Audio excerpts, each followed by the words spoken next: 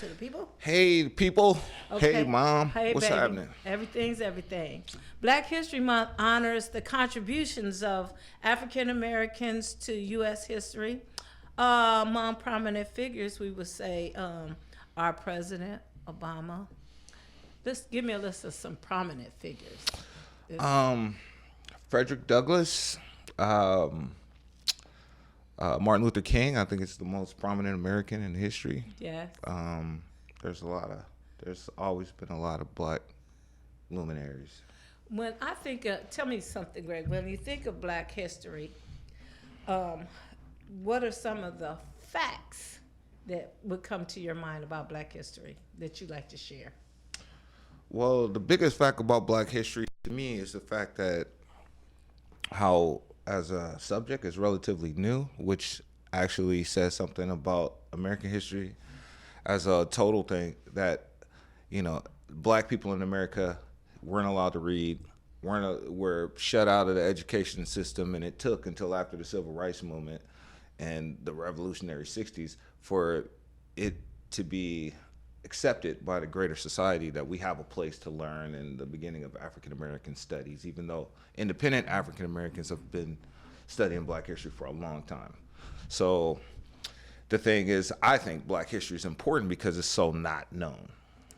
Do you feel like it's not known now? Because according to the history books, it says Black History Month is the celebration of Black history that began as Negro History Week in 1926. So it just seems like it might have been there, some form of Black history. And it was noted that Carter Woodson, he was a noted African-American historian and publisher. It became a month-long celebration in 1976. So I kind of wonder, in the 21st century is when we got on the map with Black history? Well, there existed Black historians who sought. There's a guy named Arthur Schamberg. He's named the father of Black. Schamberg? Arthur Stromberg. He was actually a Black Puerto Rican who lived in New York City, and he started the Black history that's right there on Lenox, where Malcolm X and all these other used to be at. But there's in that he went to Africa, he went all over the place and assembled all these great materials, like first source materials for Black, and there were Black historians even in Jim Crow times that actually studied Black history. But what I mean is that for the common folk, every day, being a part of regular curriculum and being widely known. Because in the history of Black America, we've always been kind of poor. And education is a luxury of the middle class. It's a middle class thing because you got to have time. Okay, let's go back to when.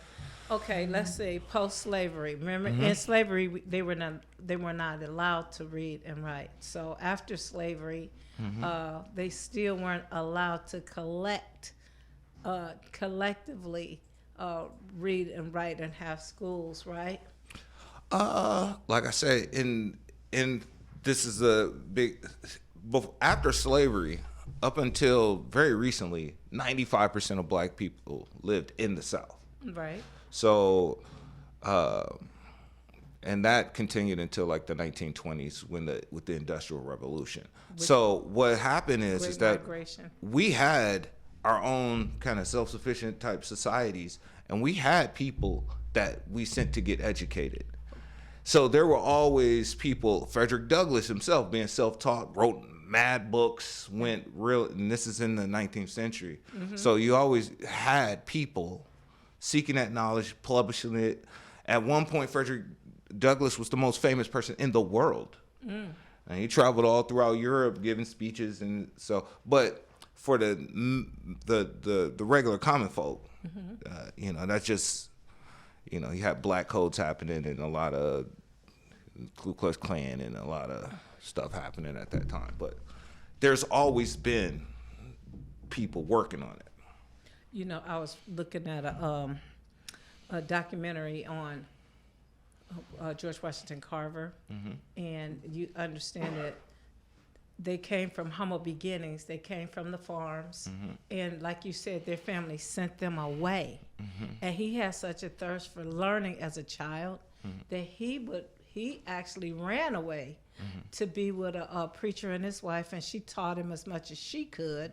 And then he went on his own when he felt like he couldn't learn any more from them. At 15, he went and tested into a college at 16. He was basically like a prodigy. He was also pursued by the founder of the Ford Motor Company. I said, one of the things that they do is give you stigmas. Like, you get a picture that this guy is only for peanuts, and he did much greater things than that. Yeah. And, speaking of Black history, before we get like into the nuts and bolts, the purpose behind history is something that I think people need to understand. I think society as a whole, Western societies, most civilizations believe that education is important because you have to cultivate a public that can actually function in society. And just like religions or anything else, it develops a framework for actually understanding where you come from. So it's super important for Black people specifically to be able to have these type of stories and a working narrative that's helpful, because society has historically been so anti-Black.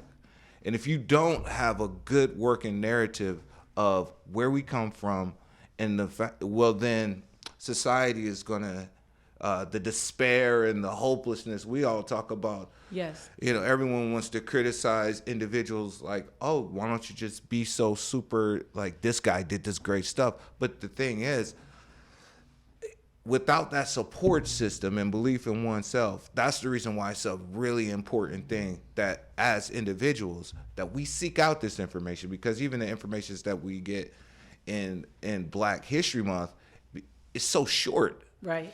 And if you understand why it's important to have history, because what actually happened is super important. It's sad, it's great, it's so many things, it's so deep.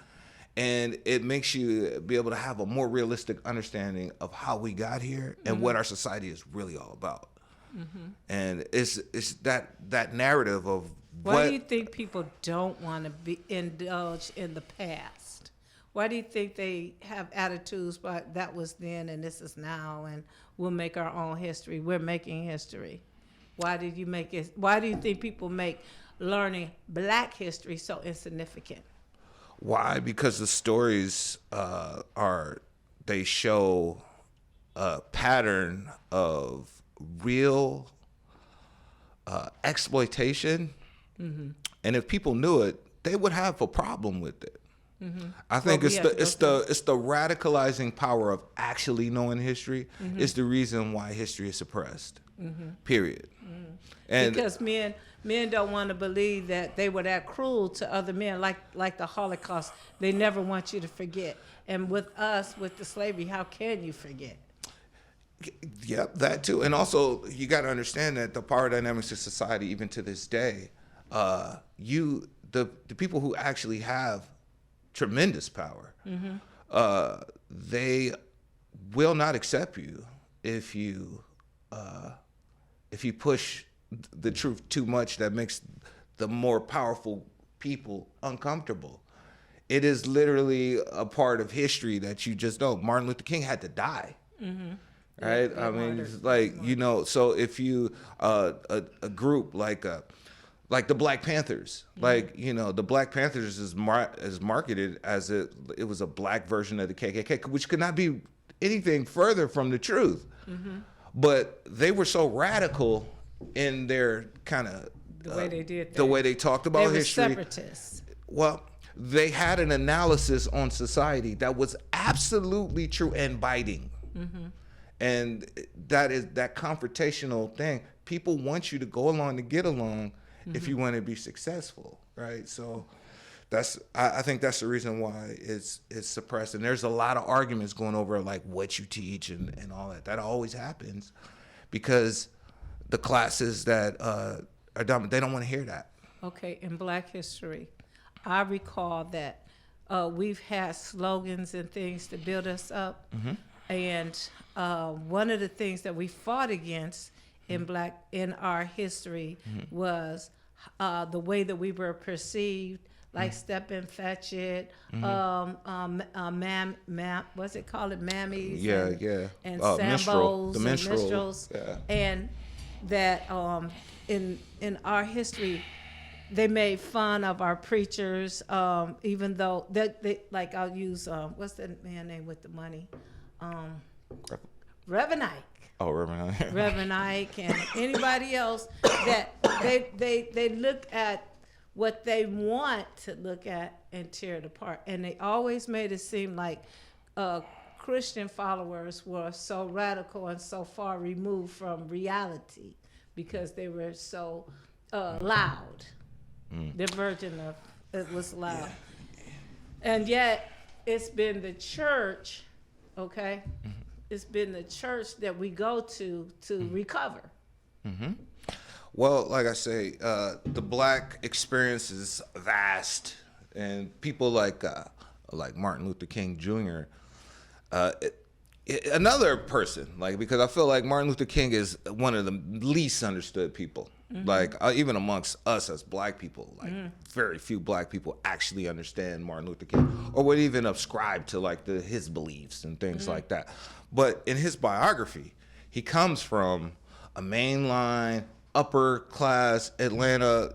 His father was very powerful in the community at the time, and he was enabled to get he went to Germany to go to college, and he learned all this philosophy and all these different things that's so abnormal. But when he came and when he pressed himself into service, there was a lot of organizing in the church, and he was definitely a Christian preacher. He said, I'm a pastor first till he died. Right. But he didn't come from the same church that everybody came from. And the church that he founded wasn't the tradition. And he had a massive critique. And he had a lot of problems within, because the community that we have is vast. Yes. There's all types of different backgrounds and different dynamics that cause people to do this or to do that. And that's a part of Black history that I think people need to understand, because to dumb it down, to make somebody this real simple figure, it's never truly like that. That's just not the nature of real fleshed out human beings. I need you to, our time is not a lot, but I just really want to go over, just for entertainment wise, and you pick something off here for a little known Black history, and I'm gonna pick something. It says, as a child, Muhammad Ali was refused an autograph by his boxing idol, Sugar Ray Robinson. And when Ali became a prize fighter, he vowed to never deny an autograph request, which he honored throughout his career. I thought that was kind of cute, because Muhammad Ali, he was a figure among men that he was so outspoken and so radical that he became totally beloved by the world. Yeah, I think he's the quintessential figure of the great Black entertainer. And the thing about him is that, I don't know, he developed a kind of different style of being a personality, because when he came out after he won the Olympics and he beat Sonny Liston, when he began to be political, he was the most hated man in the country. Yes. He was the most hated man in the country. And so, like, that dynamic of a thing that I think we all love about Muhammad Ali as people is that he had personal dignity, and he would not take down. He wasn't about being. He said, "You can have the success, you can have it." But it's also kind of sad, because on the downside is when he got Lou Gehrig's and his brain started going away. Then everybody loves him.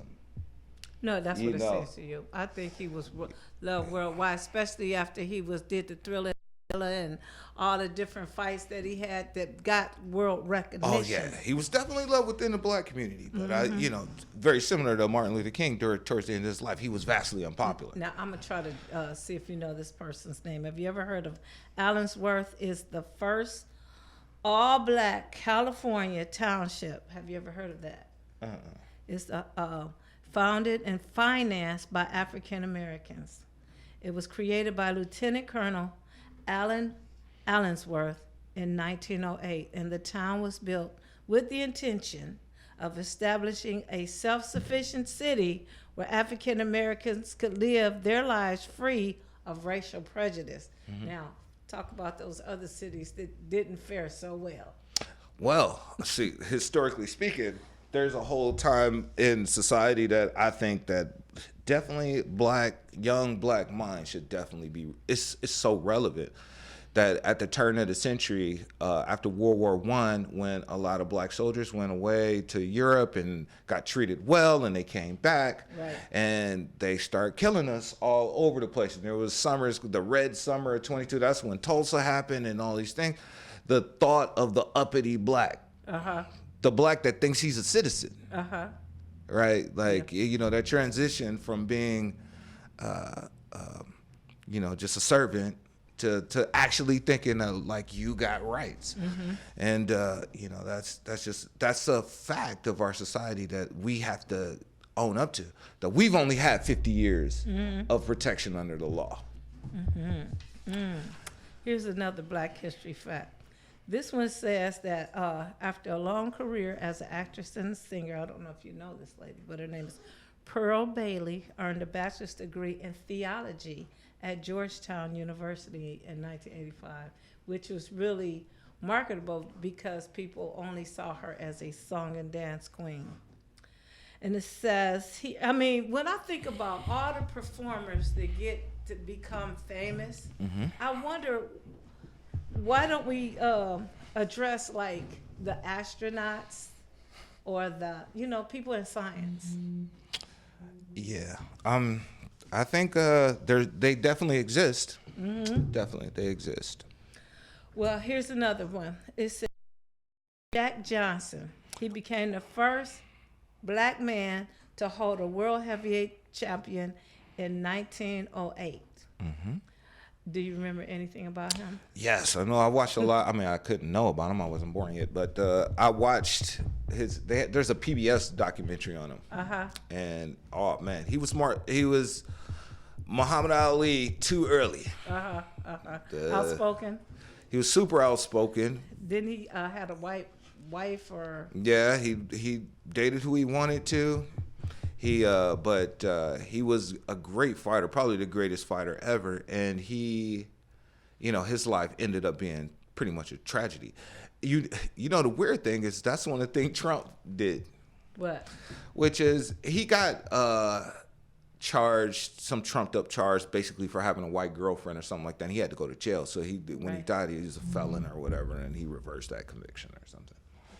Oh. Some symbolic thing. Well. Yeah, that's weird that Obama didn't. Okay. Let me ask you.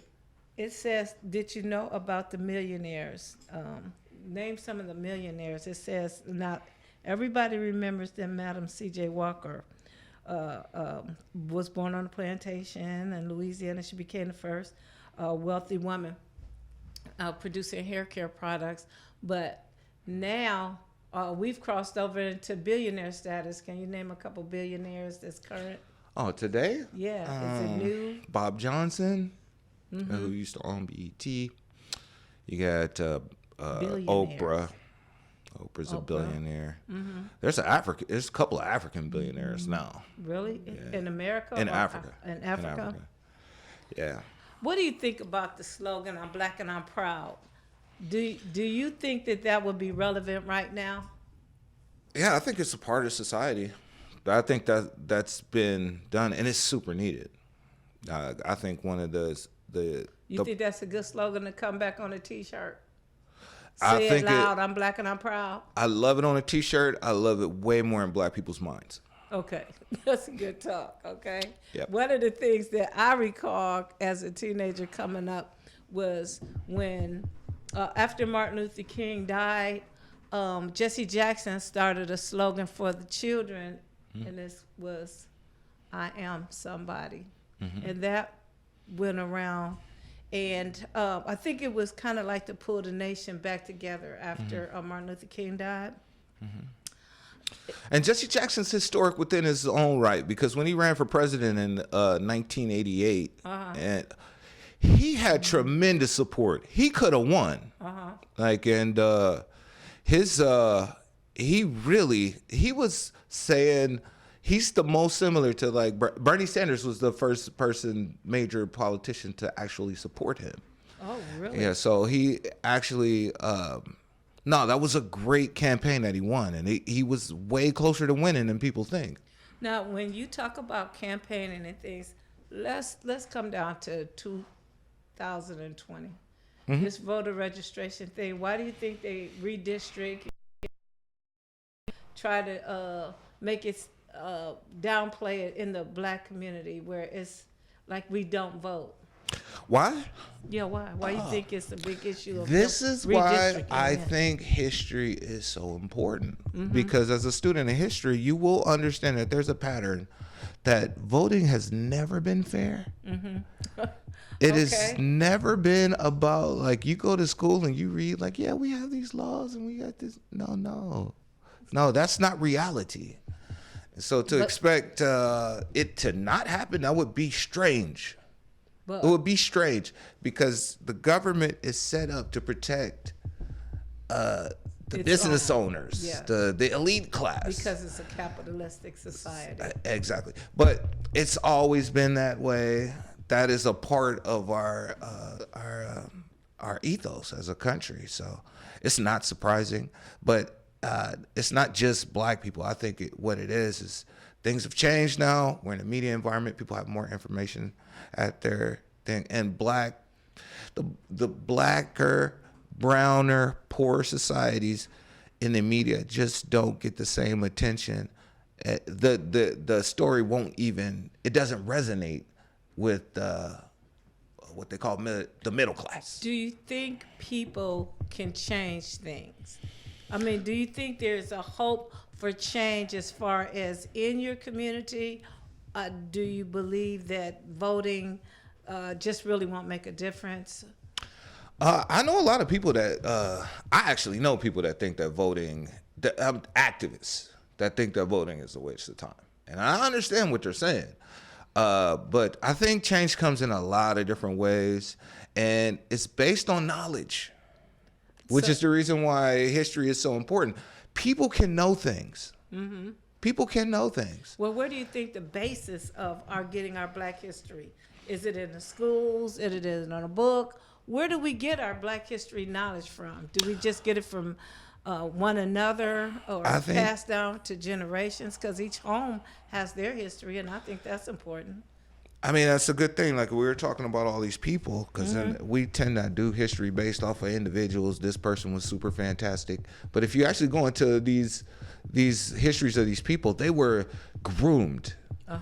Human beings to rule or to be developed enough to be able to do effective, difficult things, you got to be developed. And no one's going to develop you besides your intimate support system, your family, your thing, or mentors, people that really take time, sacrificially love on you and develop you over long periods of time. So whoever has those type of relationships with their offspring, that it has enough knowledge to know that that's important, that's who's going to do it. And it's absolutely possible.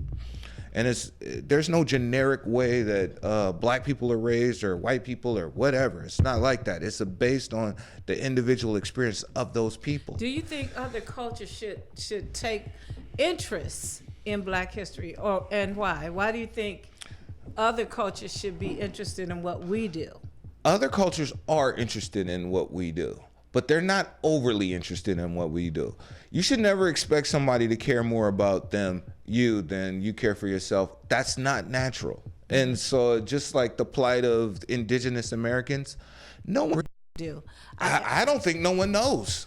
Okay. If I put a very simple a quiz together, multiple choice about basic things about indigenous people, people wouldn't know any of it. So how could you care when you live in a society that does not highlight their plight? Okay, I'm going to come back to a couple more because my time is getting short. A couple more facts, okay?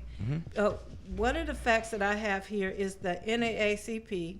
On February the 12th, the NAACP marks its 110th anniversary.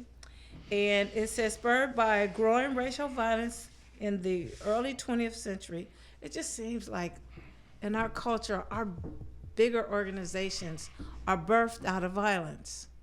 And that the things that we actually find ourselves accomplishing is birthed out of someone else's death. I cannot sit up here and talk about Black history without mentioning some of the people that have lost their lives that is a part of our history right now.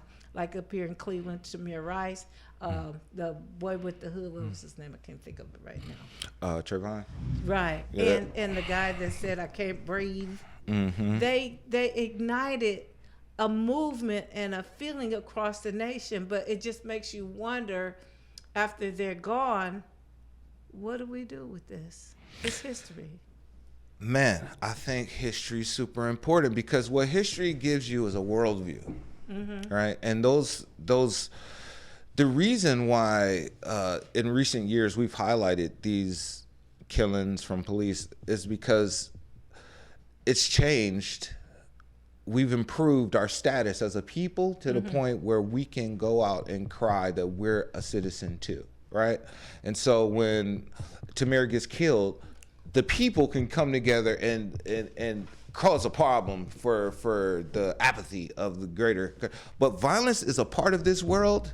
It's a part of how our country came to being. It was based directly on killing.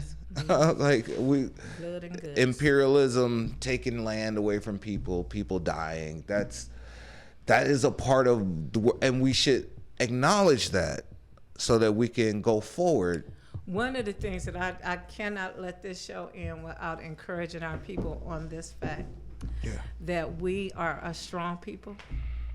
We've educated ourselves. We've come a long way from where we've been, and we have we built up our financial empires.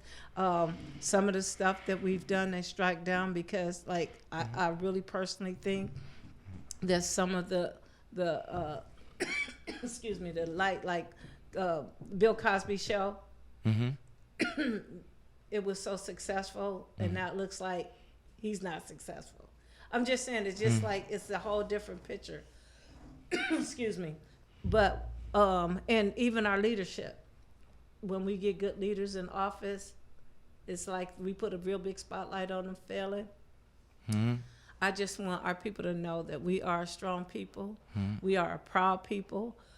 We are capable of building and rebuilding, and that I think strong families build strong communities, and that we have to support each other, and we actually have to communicate more.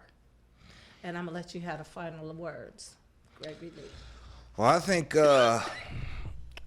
history in itself is important because as a people, we have to understand where we come from, because we come from a country, from a place that was birthed out of the British Empire, and we not British. Right. So, we have to understand these stories, because the reality is that we're just people, and understanding that our true humanity is what history is all about, and giving us a story to wrap our minds around. Well, thank you all for joining in again today. We hope to see you again on Thursday at 6:30. God bless.